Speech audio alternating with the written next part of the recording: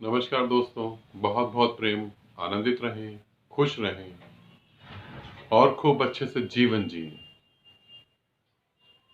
खुश रहें। बहुत अच्छा शब्द है ये। और खुश हम कैसे रह सकते हैं? जब हमारे हृदय में, जब हमारे पास प्रेम हो, हम प्रेम में हों।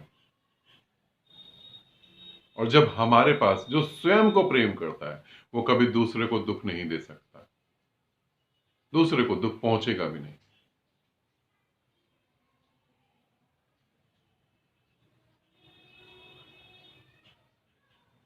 परिवार, एक परिवार के बीच में, संबंधों के बीच में यदि प्रेम ना हो तो वो संबंध संबंध नहीं रहते। आपको ऐसा लग सकता है, कुछ लोग हो सकता है ये सोच रहे हो कि परिवार के बीच में पैसा होना जरूरी है। जरूरी है, मगर प्रेम होना ज्यादा जरूरी है। यदि आर्थिक स्थिति इतनी तंग हो और प्रेम हो एक दूसरे के प्रति, तो भी उससे मुकाबला किया जा सकता है। प्रेम महत्वपूर्ण है। कुछ घरों में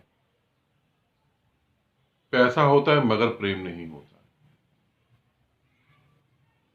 वो घर ऐसे ही है जैसे होटल में लोग रहते हो, जैसे धर्मशाला में कोई रहता हो। वहां प्रेम नहीं, पैसा है। वहां समय नहीं, और प्रेम पनपता है, प्रेम बढ़ता है, प्रेम पैदा होता है जब हम एक दूसरे को समय देते हैं। और कुछ, अधिकतर, अब तो कुछ नहीं कहा जा सकता, अधिकतर घरों में तो समय ही नहीं है। लोगों के पास समय ही नहीं है। एक दूसरे को देने की तो बात ही छोड़ो, उनके पास स्वयं अपने लिए समय नहीं है। एक छोटी सी कहानी सुनाता हूं। वो कहानी अगर कहीं आपके दिल को छू जाए, या आपको लगे कि ये कहानी आपसे मिलती जुलती है, तो अलर्ट हो जाना। उस कहानी का जो अंत है, यदि कहानी छू गई तो उसका अंत भी आपको छू जाए या आपके जीवन में घटे, उससे पहले ही जाग जाना, समझ जाना मेरी बात को।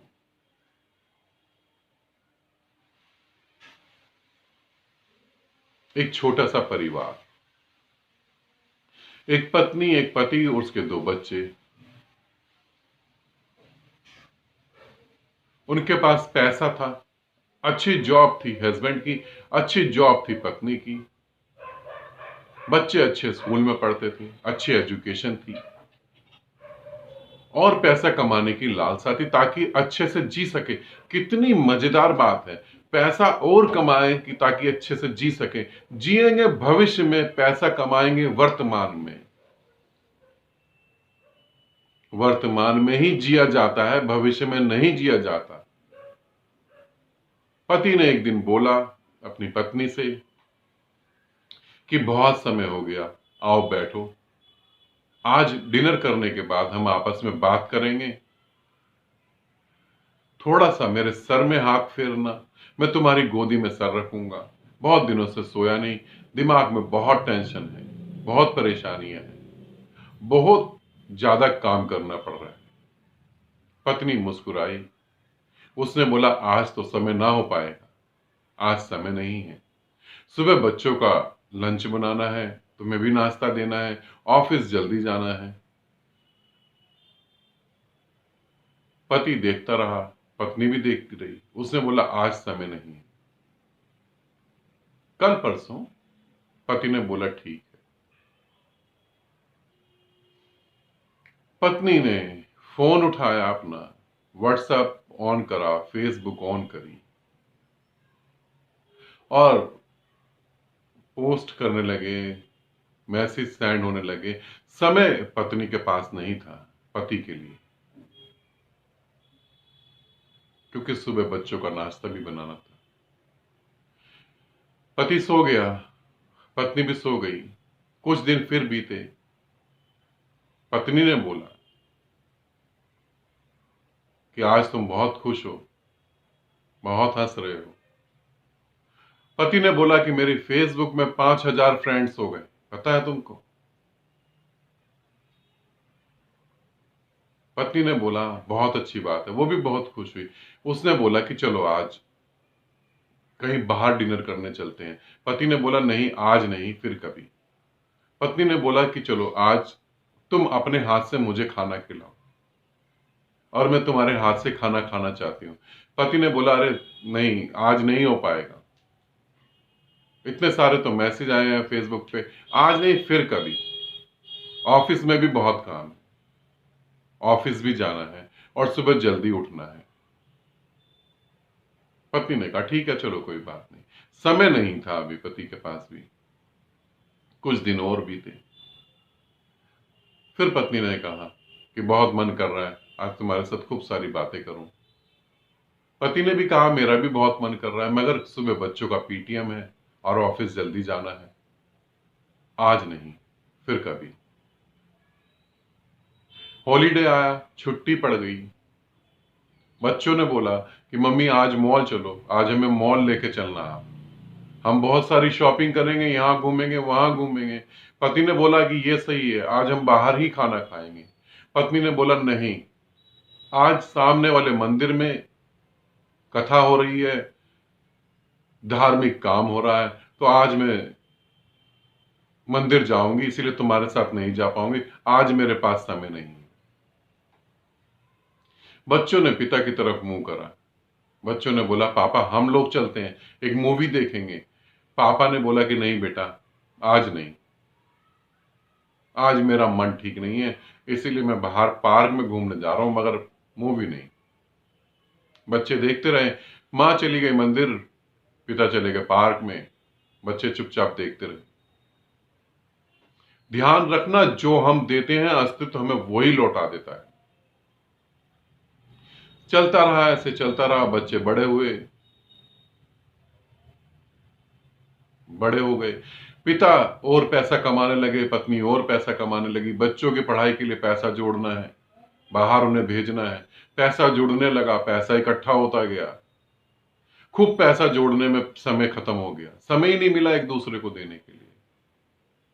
पति रिटायर हो गया, बच्चे बाहर सेटल हो गए, बच्चों की शादी हो गई। अब सिर्फ पति और पत्नी, अब तो समय ही समय था।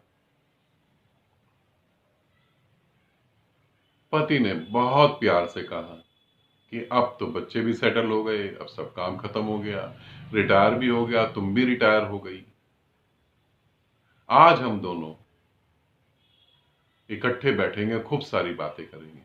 पत्नी ने कहा आज नहीं, पड़ोस के घर में कथा है, मुझे कथा में जाना है, मुझे वहां कथा सुननी है और भगवान से प्रार्थना करनी है कि तुम सदा ठीक रहो, तुम्हारा स्वास्थ्य ठीक नहीं है, तुम हेल्दी रहो, बच्चे मेरे सुखी रहें। पत्नी कथा सुनने चली गई और प्रभु से प्रार्थना करी कि ऐसा ही हो। कुछ दिनों बाद कुछ दिनों बाद करवा चौथ का व्रत आया। पत्नी ने बोला आज मैं तुम्हारी लंबी आयु के लिए व्रत रख रही हूं, पूरा दिन मेरे साथ रहना, मेरे से प्यार भरी बातें करना, मैं तुमको देखूंगी तुम मुझको देखना। पति ने बोला नहीं आज तेरा व्रत है, मैं तेरे लिए गिफ्ट लेने जा रहा हूं, एक अच्छी सी साड़ी लाऊंगा, कुछ ज्वेलरी लाऊंगा, पहन के तुम बहुत सुंदर लगोगी। पति चला गया मार्केट में साड़ी लेने, ज्वेलरी लेने, पूरा दिन बाहर घूमता रहा। रात को आया, पत्नी ने साड़ी पहनी, ज्वेलरी पहनी, सजी धजी, सुंदर लगी, शीशे के आगे देखा। पति के पास जब तक पहुंची पति सो गया था, थक गया था बेचारा, एक बूढ़ा आदमी, पूरा दिन जो मार्केट में बिताएगा, थक गया, सो गया वो। फिर दोबारा कुछ समय और बीता। फिर पति ने बोला कि इतना सारा बैंक में पैसा है, हम बाहर घूमने चलते हैं। पत्नी ने बोला नहीं, बस 2 महीने 3 महीने की पेंशन और जोड़ लो, फिर बच्चों के लिए एक घर बनाएंगे नया, जब वो इंडिया आएंगे, अपने देश में आएंगे, तब वो यहां आराम से रहेंगे। पति ने बोला मैं बहुत थक गया हूं, बहुत तनाव है मेरे सर में, मेरा दिमाग टेंशन से भरा हुआ है। बच्चे वहां गए, इतनी देर से फोन कर रहा हूं, 4 दिन से फोन कर रहा हूं, फोन उठा ही नहीं रहे, बस मैसेज कर रहे हैं कि एक पैकेज ले लिया, कंपनी ने टारगेट दे दिया कि इतना टारगेट पूरा करोगे तो इतना लाख रुपया मिलेगा। कितनी बार कोशिश करी कि बच्चों से बात करूं, बच्चों ने यही मैसेज सेंड कर दिया बार बार कि बस वो टारगेट पूरा हो जाए फिर आराम से बात करेंगे। पत्नी ने कहा कोई बात नहीं, आज मेरा व्रत है, भगवान से प्रार्थना करूंगी जल्दी उनका पैकेज पूरा हो जाए। पति ने बोला कि तुम जल्दी से तैयार होकर आ जाओ या बैठो मेरे साथ, बस 2 बात कर लो। पति ने पत्नी का हाथ पकड़ लिया, मुस्कुरा के देखा उसकी तरफ और बोला कि बस आज बैठ ही जाओ ना, बस आज एक बार बैठ ही जाओ, बस मुझे प्यार से देखने दो तुम, मेरा बहुत मन कर रहा है कि तुम्हें निहारूं। पत्नी ने कहा इस उम्र में भी तुम ऐसी बात करते हो, तुम्हें शर्म नहीं आती? हमारा धर्म क्या कहता है? तुम अब भी काम वासना वाली बातें कर रहे हो, अरे धार्मिक तो हो थोड़ा सा। पत्नी ने बोला मैं भगवान की पूजा करके आ रही हूं, फिर खाना लेके आऊंगी। पत्नी पूजा करने में लीन हो गई, बच्चों की तरक्की मांगने में, पति का स्वास्थ्य मांगने में बहुत ज्यादा लीन हो गई। समय बहुत बीत गया, पति गहरी नींद में सो गया। पति जब गहरी नींद में सो गया, पत्नी खाना लेकर आई, देखा पति सो रहा है। उसने सोचा डिस्टर्ब ना करूं, उसने आवाज भी दी धीरे से, दबी दबी, खाना खा लो। मगर पति बहुत गहरी नींद में था, तो उसने कहा कि चलो कोई बात नहीं।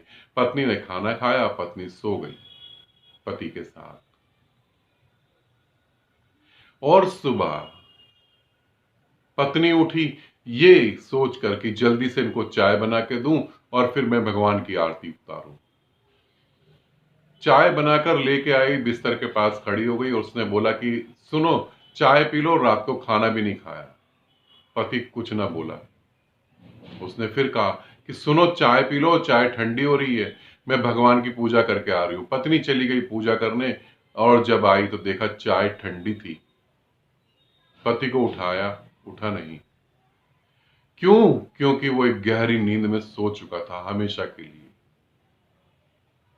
बिल्कुल गहरी नींद में। अब वो कभी दोबारा उठेगा नहीं। अब क्योंकि उसके पास भी समय नहीं था और पत्नी के पास भी समय नहीं था। पत्नी रोई। अब रोने से फायदा क्या? अब जितना तुम उसे रो रहे हो और जितना तुम उसे अब समय दे रहे हो, यदि वो समय पहले दिया होता तो शायद वो मरता भी ना। अब रो रही है। रोते रोते अड़ोसी पड़ोसी आ गए, सबने कहा बच्चों को फोन करो। क्रिया, अंतिम क्रिया तो बच्चा ही करेगा, लड़का ही करेगा। फोन करा गया, लड़के ने फोन उठाया, लड़के ने बोला कि मां बस वो पैकेज पूरा होने वाला है, पापा का संस्कार कोई और कर देगा, मुझे पैसे इकट्ठे करने हैं अभी। जब बच्चों ने कहा था हम पार्क जाएंगे, हम मूवी देखेंगे, तब पापा ने भी कहा था मुझे पैसे इकट्ठे करने हैं तुम्हें बाहर भेजने के लिए। संस्कार हो गया। अब पत्नी अकेली बैठी थी घर में और समय ही समय था, मगर पति नहीं था। कुछ समय बीता, पत्नी ने फोन करा अपने बच्चों को, बोला, उस मां ने बोला कि बेटा मैं अकेली पड़ गई हूं, घर खाने को दौड़ता है, परेशान हूं, कोई सुनता नहीं, बूढ़ी औरत हूं, कोई पास बैठता नहीं, कोई 2 बातें भी नहीं सुनता, तो जल्दी से तुम आओ। बच्चों ने बोला मां बस हम सारी व्यवस्था लगा रहे हैं, पैकेज पूरा हो गया है, पूरे कागज कर रहे हैं, सब लेटर पूरे हो जाएंगे, कागज पूरे हो जाएंगे, हम आपको बाहर यहां अपने यहां बुला लेंगे, अपनी कंट्री में बुला लेंगे। मां ने बोला बेटा बहुत बेचैनी हो रही है, बहुत परेशानी हो रही है।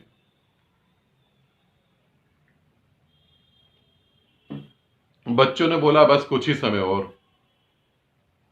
और सच में वो पेपर पूरे भी हो गए, कंप्लीट भी हो गए। बच्चों ने फोन करा बहुत खुशी में, मां पेपर कंप्लीट हो गए। फोन करा, फोन उठाया, बच्चों ने बोला माँ पेपर कंप्लीट हो गए और जल्दी हम इंडिया आ रहे हैं, इंडिया से तुम्हें ले जाएंगे, फिर हम सब इकट्ठे वहां रहेंगे और एक साथ समय बिताएंगे। फोन से जवाब दिया कि बेटा मैं आपका पड़ोसी बोल रहा हूं, आपकी मम्मी की डेथ हो गई, वो मर गई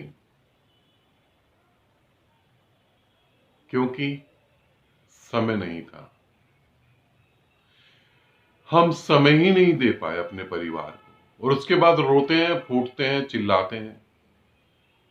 जब हमारा प्रिय, हमारा घर का कोई सदस्य मरता है, इसके बाद इतना प्रेम जागता है उसके प्रति, मगर जब वो जीवित था तब हमारे पास समय ही नहीं था। शिकायत थी बहुत उससे, तकलीफ थी उस आदमी से जो अभी जिंदा है, और मर जाने के बाद उससे ही इतना प्यार जाग जाता है। फिर पूछते हैं कि सपने में कैसे आएंगे, फिर पूछते हैं ये कैसे हो, वो कैसे हो, फिर पंडितों के चक्कर काटो कि हमारे सपने में तो दिखाई दे, फिर तुम दान करो, फिर तुम लंगर लगाओ उसके नाम का। मगर जिस समय तुम्हें समय देना चाहिए था, उस समय हम समय ही ना दे पाए। पैसा पड़ा रहा, घर पड़ा रहा, गाड़ी बंगला सब पड़ा रहा, मगर उनको भोगने वाला अब ना रहा।